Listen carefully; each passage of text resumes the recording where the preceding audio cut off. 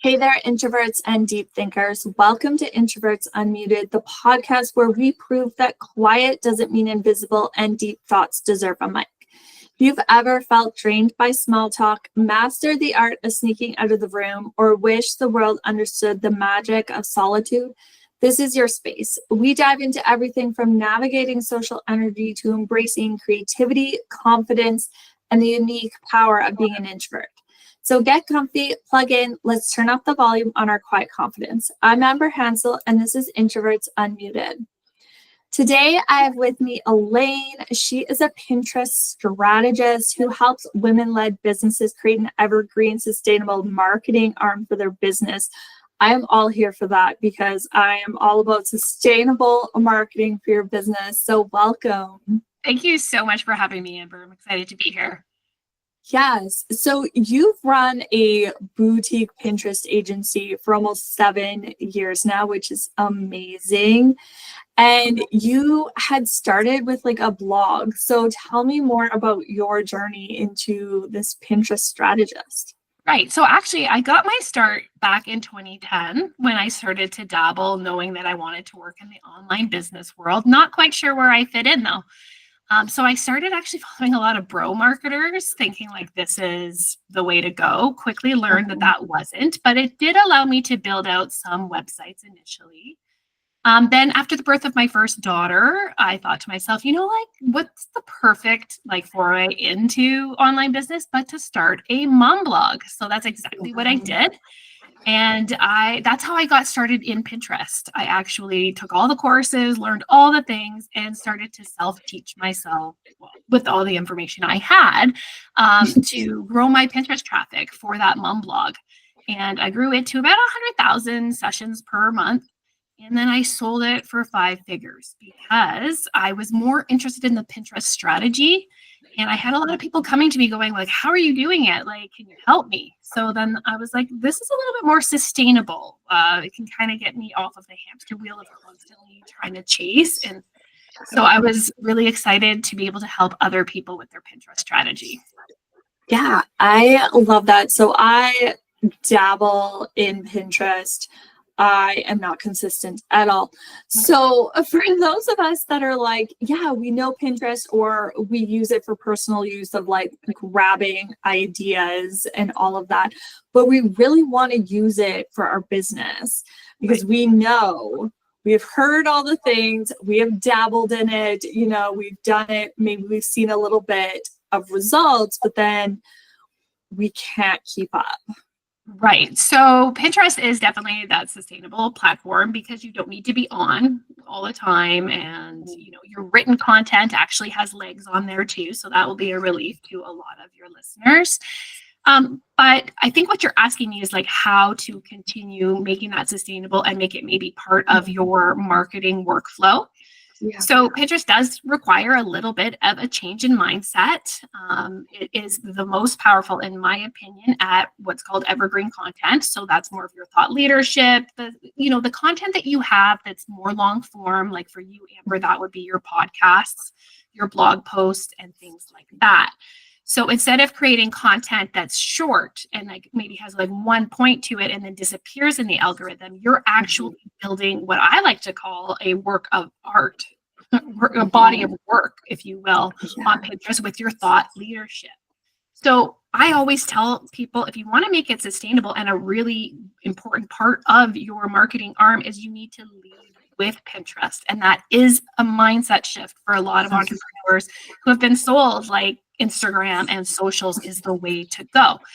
So I invite your listeners to think about what are those evergreen content pieces that they have that people are searching for on Pinterest. So you're going to build pins using keywords, of course, and pin those on Pinterest. And then from there, take that piece of content and break it down into your social sharing pieces, that like quote, and then being able to expand. So it is a bit of a content workflow shift. But once you make that shift, you are gaining, again, that evergreen sustainability, and then you'll be relieved. So definitely invite your listeners to think about that mindset shift. Yeah, and I think there really is that shift in content and that shift in the mindset of going, okay, well, I'm going to create the long form content, which many of us are probably already doing. Right.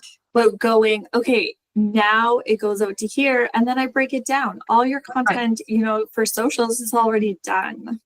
Right. And that's it. So you're not constantly worrying about what's this Mhm. new trending audio, or, oh my goodness, it's this new Mhm. dance move that I have to do. It is literally focused in on you, your expertise, and your business goals, and whatever that looks like for you. So it's just such a relief. And I really want to get this message out to a lot more people, because we're all burning out given the state of everything. We need Yeah. Yeah, and I think as introverts that don't want to show up on socials, it's so draining many times for us to continually show up and to continually create. While when we're creating that long form content, it can flow easier for us and we can create less of it. You can. And then a lot of questions too that I get is like with the evergreen piece, like, won't that content go out of date? That kind of thing. So that Mhm. becomes the worry. But all you need to do is just keep it up to date, kind of breeze through it, edit anything out that's changed over the years, and then republish it, and you still have a piece of content. And you're right, you don't have to be on video or anything to promote that content. Yeah. So when we're doing pins on Pinterest, so you mentioned keywords. So what are ways that we can find keywords that are going to work for us? And how do we know, yeah, these ones are good. Maybe that's not working for us. Right. So initially, before you even get started on Pinterest, you have to take those problems that you solve in your business, and what are those first initial thoughts that your ideal person has. That's those thoughts that are going to prompt them to go to a search engine and search. So, like, for example, if you were like a couples therapist, just as in it, like, I'm spitballing here, I was actually talking to one the other day. Well, like, how would she get her services sold via Pinterest? Well, like, strip the onion back a little bit. And it's like communication problems with my husband, listening issues, all of those kinds of things. So you take what the problems are, or the things that people want to learn about that you take care of in your business, and you head to Pinterest, to the initial search bar. Just that, type in like those kind of broad searches and pay attention to what's dropping down. Similar to Google, Pinterest will start to auto-populate searches, and make note of any of the ones that are relevant. So if there's something you don't cover off that is getting searches, either you can create new content for that piece if that is something that you would like to cover off, or just ignore it. And move on and just record down the relevant, because I'm telling you, on Pinterest, you can go down a search happy rabbit hole, and then you're there for hours and you feel like you got nothing done. So once you have a few keywords, then you're really starting to see what kind of mindset are people in, what are they planning, what are they hoping to get from your content. And the next piece is to answer the search intent. So what are they hoping? You marry that to your piece of content. They click through, you answer it. You have a call to action in your piece of content, and that's how you're getting them into your business ecosystem. Yeah, I like the searching for ideas. And I do this also on YouTube for YouTube ideas. Is I go to the inspiration and I search, what are topics that people are talking about right now? What are people searching for? What do they need help with? Right. Yeah. And then even I always love to strip it back, is what are those evergreen pieces, right? Yeah. What are things that people will continuously search no matter the time of year? Or, they might move past it, but somebody else comes in and searches the same thing. So you want to have content that answers that. And then, yeah. Yeah.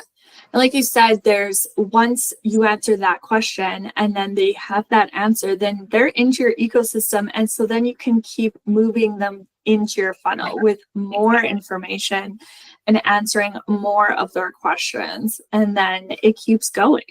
So it's like building the trust. You're ranking on Pinterest, or your content is constantly being bumped into every time they're doing different searches around the topic. You're now looking like the expert. Right? It really starts to build that trust then into the welcome series, or whatever you have for your email marketing. It's probably the most powerful thing on Pinterest. and like you said, to continue to nurture. Yeah. So your call to actions, I would say most commonly would go into an email sequence, like into a lead magnet to create that lead to grow your email list. So then they can get nurtured that way as well. Right. I definitely have found that that is the most powerful. I've also had clients that have success if it's like a free group. So like, couples therapist example, you have a free group just for those initial things, but it's just another form to me of a nurturing action. So yeah, definitely email list. Yeah, absolutely. I am a big proponent of email marketing as well because it fits so well into the sustainable marketing that becomes ours. Right. Yes. And yeah. And for us introverts, right, we definitely love that we can just continue to communicate via text. Yes, absolutely. So how do you find as introverts that it's like Pinterest just feels so cozy and at home? It feels cozy, quiet, it's calm. You don't need to, like, there are trends, but it works differently. Those are content trends, like, seasonal content trends that come around every year. So it's not like you're keeping up with them.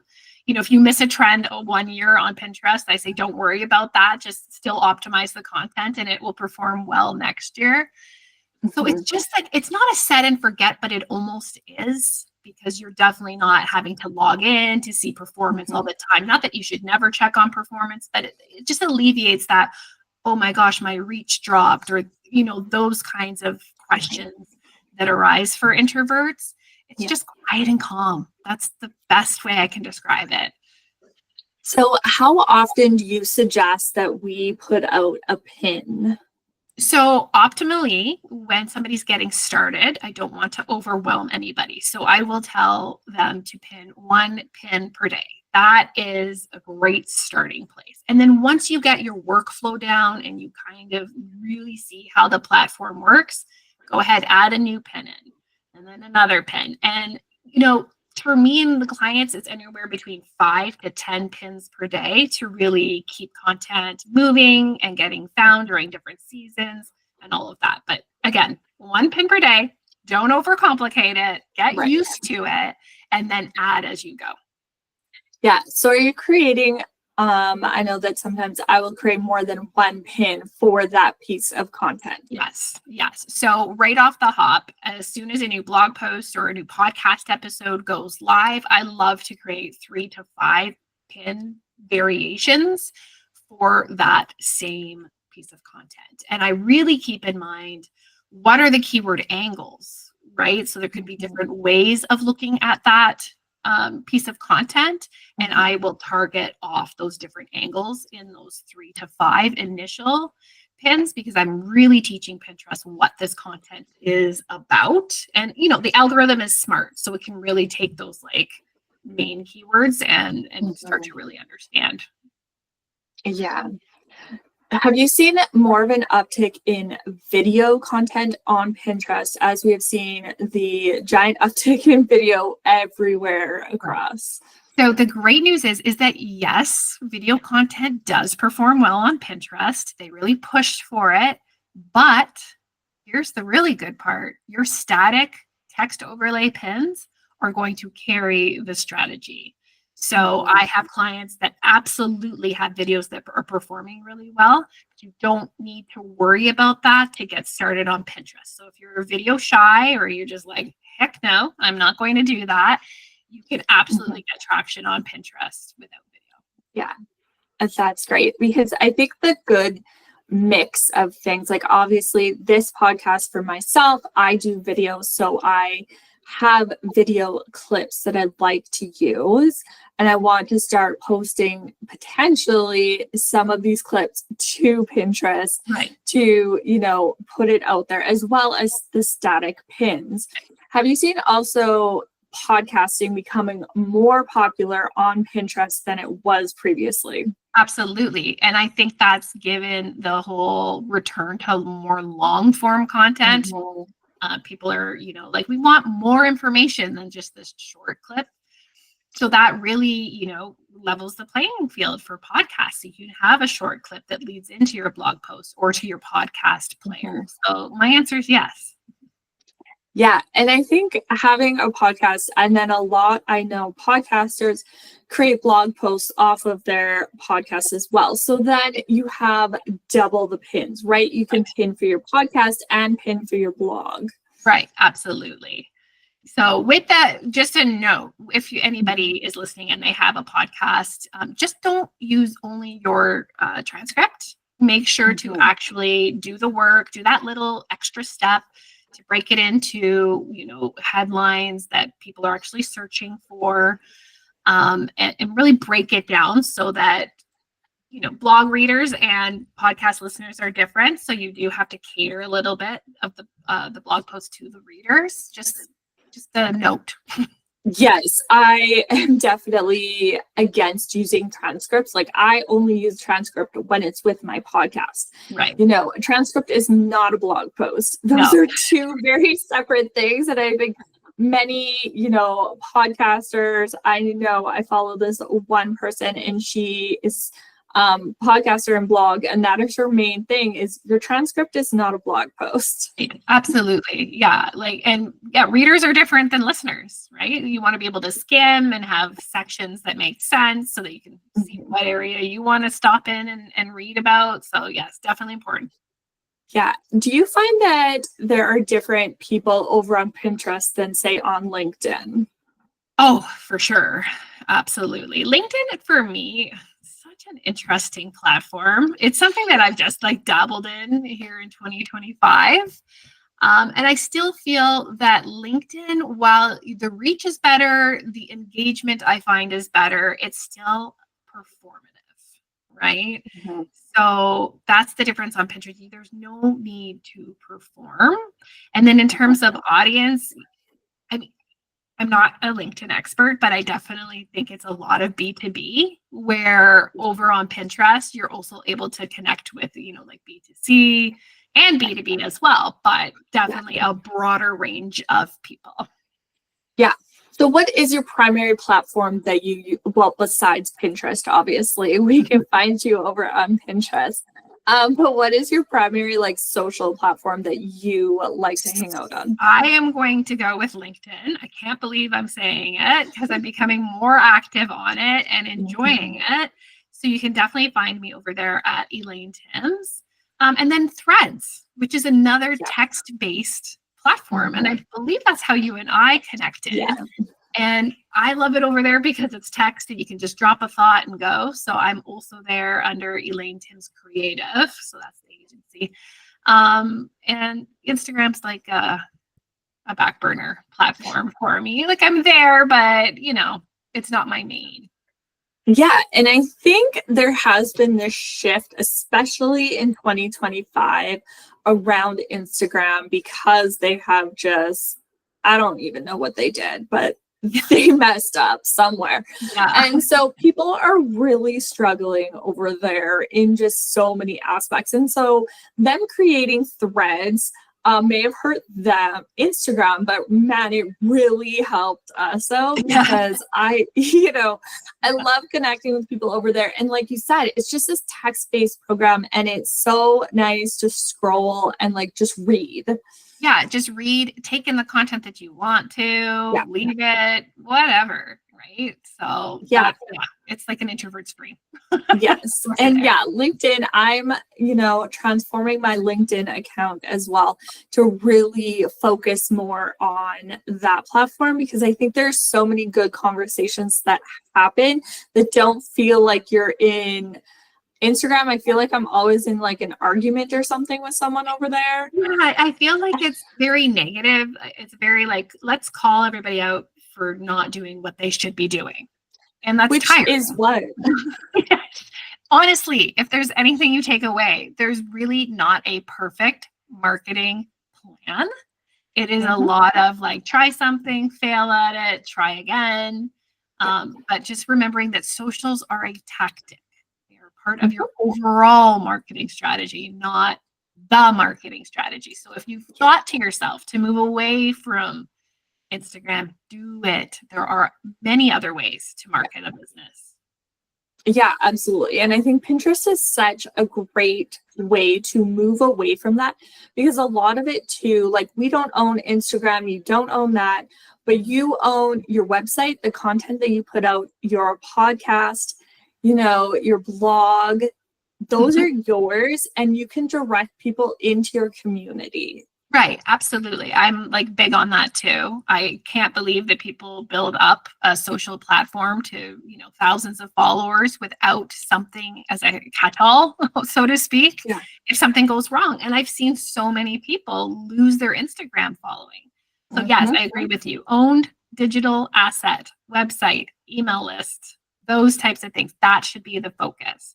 Use Pinterest discovery to feed into it your evergreen sustainable content that positions you as a thought leader expert in your niche. Yep, I really agree. So I hope that listeners, you got something out of this. Pretty much hang out on Pinterest. I know it is on my Q4 list to really focus again on Pinterest and up that ante again, because I know I have done it and I have seen it. So I need to create the good workflow to help me out with that. Absolutely. And one thing I just want to insert here just before is just give it time. It's definitely not the platform where you're going to get results after a month, right? You might see the green arrows and you're excited and then so you stop because you think it's good. It does still require a good solid workflow. And you're looking at like 6 months for organic to really move the needle in the direction that you're going, and up to a year of concerted effort to get it to really flow to what you hear about all of us Pinterest strategists talk about with all those amazing numbers. So yes, absolutely. So make sure that you go follow Elaine. I will have all of her links listed in the show notes below, and start getting your Pinterest strategy, because 6 months from now can look a whole lot different from you, which by the way is January of 2026, which feels really crazy. That's wild.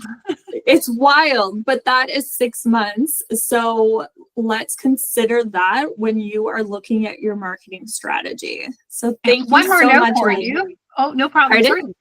One more note too is for people to think about, if they're investing in Pinterest SEO, they're also investing in SEO too, which is still getting their websites found. And those important search signals, that's an investment. Like that's again feeding into your platform that's built around your business instead of, a third-party platform that doesn't do as much for you. Exactly. SEO is such a key part of all of your platforms. And, Instagram has even introduced that. And I know LinkedIn is probably going to be right there. So knowing your SEO not only helps you on Pinterest and your website, and everywhere across your entire marketing aspect of your business. Right. Love it. Love it, Amber. Perfect. This was such a good conversation. So thank you for coming today, and make sure that you guys go connect with Elaine. All right. Thank you.